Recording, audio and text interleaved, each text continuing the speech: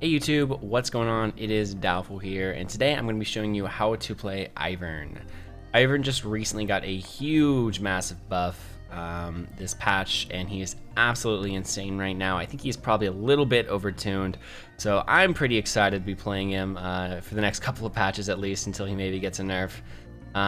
But let's jump right in here. This is the standard clear, and I picked up this clear, by the way, from a player called Jamaican Banana. He's the best Ivern in North America, maybe the world, I don't actually know. But he's really, really good, and I've stolen a lot of the info that I use to play Ivern from him. So I'll leave a link to his Twitch channel in the description, but shout outs to him for this. So what you're gonna do is you're gonna mark your wolf, your blue, your gromp, and then you're gonna walk all the way over here without hitting the blast cone, and you're gonna mark your red. And as soon as that's done, you're immediately going to smite the red, so you can hit level 2, get some more mana, and then you can go ahead and mark your raptors. You could technically go for a level 2 gank at this point. I forgot to hit the raptors. You could go for a level 2 gank at this point, but you don't have enough mana to use your Q and your E if you mark the raptors, so you would have to do it without marking raptors. I don't think it's worth it. Here is a little shortcut you can do. If you hit the blast cone and Q immediately, there's a way to get your Q to go out there onto the blue, and then you take your wolves and then you press Q again and pull yourself to your blue. It looks really cool when you pull it off. I probably only get it like 60% of the time though. It's kind of tricky timing. Basically, long story short, you mark all of your camps there, and then you would normally walk over to your raptors, but I see a gank opportunity here in the top lane, so I walk over here. And I'm gonna shield myself because I can hit Mordekaiser more easily. I drop the bush there so that my autos deal more damage, and you want to make sure you auto because you have red buff, or at least in this moment I have red buff. It does do a lot of damage, especially if I have the bush. I'm standing in the bush, and then I wait to shoot the Q out for as late. I hold it for as long as possible. Usually I wait till the slow lands. The trick about landing your Q, it's like the most important thing on Ivern to know, is that people will always backstab. At least in high elo, I mean, I don't know how it works in other elos, but Ivern's Q is really, really slow, and people can dodge it very, very easily. And the way they dodge it is always stepping backwards. So whenever I shoot out my Q, I always shoot it a little bit behind where they are at, where I actually want to land, if that makes sense. And that's all you really need to know about landing the Q. Wait until you can land your E slow if you can, and then maybe shoot a little bit behind them. That raptor mark was a little bit ambitious. The big thing about Ivern, I've honestly confused myself. I think I always called it Ivern, but I think it's actually Ivern. People made fun of me for how I pronounced it. Wow, I think it's actually Ivern though. I don't know. Anyways, it's all about marking your camps and paying attention to your smites. When we base here, you're always going to rush boots, pretty much. Get those lucidity boots, and then I also have the thing that lets me borrow gold. So I borrow 50 gold there, and I get the dark seal as well, which makes my base just a lot stronger. Is it worth the 50 gold? I think so, to get that really strong base. I can't sell my potions yet because I need them to clear my camps this early in the game. So we can't do that. But I'm gonna spawn and head up to my blue side because these camps are up. One thing I should note right now is that Ivern can't do Krugs. You never want to do your Krugs on Ivern until like maybe really, really late in the game, because you get like 1/5 the XP in gold, because you don't get any of the XP or gold from the lesser Krugs. You just get the 2 that you kill. And like all the gold is put into like the small Krugs at this point. So yeah, you're basically just gonna walk around, do your camps, and look for these gank opportunities. I should have dropped a bush a little bit earlier. I played this gank a little rough. I'm still getting used to Ivern. I played him a lot like in season 6, but I haven't really had much success with him since then. But he seems really strong now, so I'm like committed. I've played like almost 20 games of Ivern this week. Actually in the past, is 20 games? Probably only like 12 games, but I played like 12 games in the last 2 days. Lee Sin's been topside for a while, so I'm pretty sure his Gromp's up, but I do remember it's actually not up, and I still find that kind of surprising. I'm not sure why that's not up. Okay, it just showed up now, yeah. So we barely missed stealing the Gromp, which is unfortunate because I have 2 stacks in my smite. You never want to sit on 2 stacks, especially on Ivern. But I hide in this bush. He doesn't know I'm here. Unfortunately, he lands the Q anyways. One thing you can do to like waste people's time is to just drop random bushes, and they'll be like terrified that you're in there. I'm still getting used to that trick, but you can also use the bushes to mark the camps, and that's what I did right there. All right, so we're just gonna chase this guy down. The big thing about Ivern is always landing your Qs. So that was a pretty easy one to land when he's right in front of us like that. There's really no way he can dodge. Unless he has his dash, you want to pay attention to that. We're against Rel in this game. I'm gonna be honest, I don't really know what that champion does. I think I might have watched one of like the champ reveals, but I don't really know. So forgive me if I do something really dumb into Rel. Maybe you're watching this like a couple months from now and you know exactly what Rel does and I'm just embarrassing myself, but I don't think that happens in this game, but I digress. So red's up, we're gonna take this. I imagine I'm probably going to smite the red because I'm about to have 2 stacks of my smite, and again, you never wanna sit on that if you can avoid it. We've got 3 stacks of the Dark Seal. I talked about this earlier, but you always want to get a Dark Seal on Ivern. Honestly, it's a really OP item right now. It gives you insane stats, better than last season. Just more AP is literally what it gives you. I was gonna go to my top side, but I see a fight break out, so I head over here. Flash to save the Swain. I do a lot of flashes to save people that don't actually work out, but that one did, thankfully. And I see his blues coming up, so I want to steal this. Stealing buffs is really, really good. Okay, he's dying. All right, pretty close, so close. If he had sidestepped that or something, he would have lived. That would have been crazy. But yeah, you always want to steal these buffs. I don't think I've talked about this yet, but for the uninitiated, when you take a buff on Ivern after the first buff, a buff appears on the ground that one of your allies can pick up. So if I steal his blue, it's kind of like taking a blue and giving it to 2 of us, which is really, really insane. It makes stealing buffs from the enemy team more powerful than would be on a different champion. And we're just gonna try to last hit these unsuccessfully. We got some of them.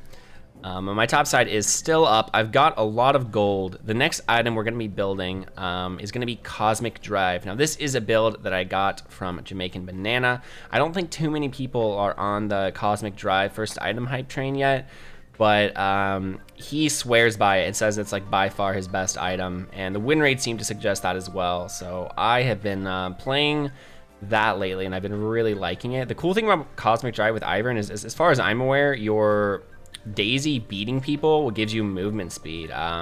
So she can be like doing, you know, whatever, beating people behind you and you can just run away. Honestly, I played this fight really bad. Thankfully I landed that Q or I just would have died here. I just blind Q'd into the bush. That was not very well played. I would rewind and analyze that and figure out a better way to play it, but I don't want to bore you guys, so we're gonna keep trucking right along here and clear our top side. I guess that was pretty close because, well, one, I played it really bad. I played melee mode Ivern, and then I also was just sitting on like 2k gold, so that is probably why that went pretty poorly here. Honestly, here, this is me just being lazy. Once you hit level 11, it's sort of okay to use Ivern like this, use Daisy like this, your ultimate ability, because she essentially has like no cooldown. She'll have like a 67 second cooldown, but the cooldown goes down while she's summoned. So if she survives the full 60 seconds of her lifespan and dies of natural causes, she'll have like a 7-second cooldown, if that makes sense. So it's kind of okay to use her like that post level 11 or post once you get a bunch of ability haste. But maybe a little bit troll there. It just saves me the hassle of walking back and forth, and it speeds up the clear a little bit on Herald. Ultimately, though, it's really just about me being lazy. I just insta-drop the Herald here. This is something I've done a little bit more often lately. Normally, I try to always look for those power plays on on the Herald and get like the full turret. But Ivern ganks aren't that great. I can't really force them as well as I can on a champion like Rek'Sai, and this just gives me the immediate boost so I can build my Cosmic Drive right away. I can just get that and get on the map faster. It's just like a tempo play to insta-drop the Herald. And it's honestly not too bad to get just even taking like 2.5 plates on mid is still pretty nice. It'll make it easier to take in the future. I don't know why I'm walking bot side, because I can't do my Krugs. And I don't know that I can kill these people. I guess there's a huge wave. I guess that's good enough reason for me. Yeah, we just take the big wave. And Scuttle Crab spawning, so actually this is fine. More than fine even. I think that was probably correct. We'll probably end up... I pretty much always smite Scuttle Crabs because I want to make sure that I get them. Rarely will I leave a Scuttle Crab to get fully marked until you get like much later. The marks take quite a while, but they speed up really quickly once you get to like... I think once you get to 12, I want to say it's level 12, where the marks like basically you mark it in like 5 seconds. And then like 13 is like 3 seconds. This guy doesn't know how Ivern works. I remember this. I've got a full item and 8 stacks on the Dark Seal, so we just beat him to death. That was pretty funny. This game was actually played on stream, by the way. If you're wondering why there's no sounds, I apologize. Ivern has some great sound effects, but I played this whole game on stream. The commentary wasn't super educational or great, but yeah. I thought I'd do a live commentate over for now, for this one. But we're really, really ahead right now, and we just want to secure our lead by getting these neutral objectives and maybe bullying the Lee Sin when we can. Lee Sin isn't too bad of a matchup for Ivern. I guess if he gets ahead, he could be a big problem. I think here I'm talking about how BA this Daisy looks. This was my first game with the new skin, actually. It's pretty cool. I'm really excited about it. Like, I always prefer the like darker themes, like the cool themes, as opposed to like the joke skin themes. I marked Krugs there because I had nothing else to do while I was waiting for Raptors, and at this point I have enough HP and mana that it doesn't matter if I mark it, I think. But you can see like how little I'll get from it. I don't actually know. What is it? 42 plus 7 gold. Oh my gosh. I don't even get 50 gold from doing Krugs. That's insane. I didn't even realize it was that bad. But yeah, this is perfect. I just want to sit back and let Daisy do all the work for me here on the Jhin. And he knocks him up. I land the root. If you can, you want to wait for the Daisy knockup to throw out your root. But nice, that was pretty good. And the Cosmic Drive works wonders in that fight because it just allows me to keep chasing the Jhin. Like as my Daisy is punching him, I just get that bonus movement speed. And it also gives you 30 ability haste, which is just insane. And HP and AP. It just gives you everything you would want from an item on Ivern. Oh gosh, I remember this fight. I don't know why I was so surprised that I lost this. I mean, I guess because I was 3 levels up, but it was pretty close. I should have flashed the Q. I kind of BM'd there by just sitting there trying to face tank him. I also didn't kite very well because I saw the Swain W come down. I think it's Swain W. And I wanted to make sure he got hit by it, so I stayed in it. I think if I kited and he got hit by the Swain W, I would have been okay. I don't know. But it was pretty close. I greeted a bit. I knew that Lee Sin was coming, but honestly, I thought I could survive it. Sitting on a bit too much gold. Unfortunately, we lose our stacks there. I do buy the Medjais here. Jamaican Banana builds Medjai second almost every game. Usually you only want to build it if you have 10 stacks, though. I feel like building it even at 7 stacks here is kind of questionable. But, so now for the mythic item. Jamaican Banana doesn't actually usually build a mythic item. He goes for like this full AP damage, Ivern, without the AP item. He'll go like Death Cap third after Medjai's a lot when I'm watching him. But if you don't want to do that, a more standard build, you can play a supportive Ivern. I would still rush the Cosmic Drive, but I would go second item, Moonstone Renewer. Or if you have like a bunch of AP champions, kind of like I have this game, you could honestly go, what is it called? Flowing Staff of Water or whatever. Here we got that magnetism ult. I don't really know. That feels really weird. It feels really weird, the magnetism, by the way. I don't know if that's happened to you yet, but feels really strange. Anyways, the Staff of Flowing Water gives you AP and movement speed, which is really cool, and to your ally as well. So I honestly think there's a world where you go Cosmic Drive, Staff of Flowing Water, and then like Moonstone Renewer third or something, if you don't want to go for like the Death Cap full damage build, which is understandable. I don't always go that build myself, but Yeah, so this is what I've been doing lately. I've played 3 games of Ivern on my main account so far, and I've won all 3 of them. On this Smurf, I've had much worse luck, but I was playing a lot of my, like, I was learning. They were learning games on this account. That's usually how it goes, though. I swear, my win rate, actually, I don't swear, it's a fact. My win rate on my high Grandmaster account, almost Challenger, is significantly higher than on my Diamond 2 account that I play on stream. I mean, part of it's because I play on stream, but I don't know. It's just weird. I don't know if it's like my play style, but anyways, I digress. Daisy is just beating the crap out of all these people. If I have mana, I would have killed Mordekaiser here too, because I just sit back and let Daisy do all the work. I just keep shielding her, and Mordekaiser can never reach me. I think playing Ivern into melee champions is probably really good. I haven't quite like figured out all those concepts of like when it's good to pick her and when it's not him. But in my mind, like this game, he seemed really insane. And I think it's because I'm just against a bunch of melee champions and I can just sit back and yeah, literally just let Daisy do everything for me. Once you get that level 11 Daisy, she's so strong. So strong. You can also use her. Other ways to use Daisy. You can also use her to take turrets. She's doing over 100 damage per auto right there, attacking very fast, and she'll tank it. And you can just keep shielding her. That's probably something I don't do enough, honestly. I'm still trying to think of ways to improve my Ivern. And that's probably something I don't do enough is use her to tank turrets. Probably smart. I remember doing that a lot in the last time I played Ivern, season 6, I think.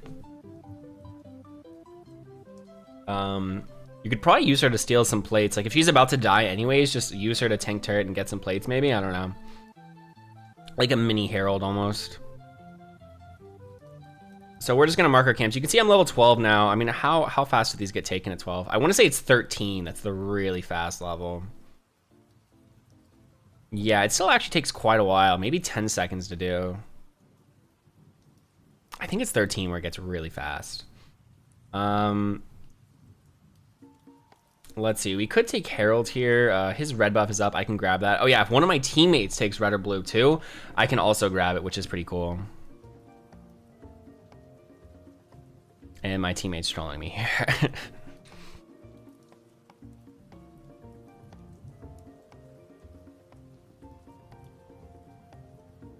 And that guy's inting. So, I don't remember this in the game, but apparently Aatrox loses his mind there.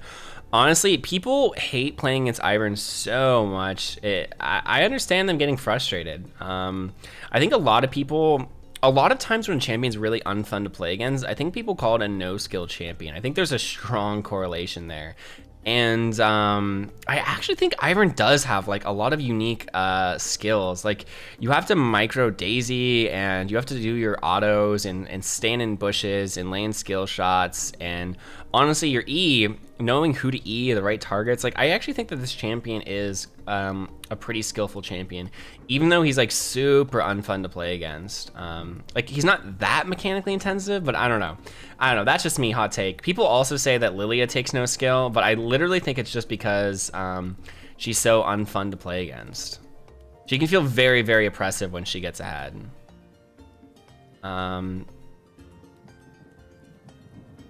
Yeah, this guy's like opening mid. It's kind of lame.